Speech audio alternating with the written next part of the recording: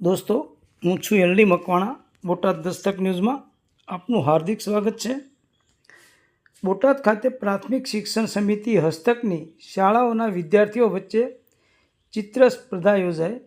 સરકારશ્રી દ્વારા સ્વચ્છ ભારત મિશન 2017 સપ્ટેમ્બર 2024થી તારીખ 2 ઓક્ટોબર 2024 સુધી સ્વચ્છતા હી સેવા 2024 પખવાડિયાનું આયોજન કરવામાં આવ્યું છે. જે અન્વયે બોટાદ જિલ્લામાં બાળકોથી માંડીને વૃદ્ધો સુધી સૌ કોઈને આવરીને વિવિધ કાર્યક્રમો યોજવામાં આવી રહ્યા છે. જેમાં નગર પ્રાથમિક શિક્ષણ સમિતિ હસ્તકની શાળાઓના વિદ્યાર્થીઓ વચ્ચે ચિત્ર સ્પર્ધા યોજવામાં આવી હતી.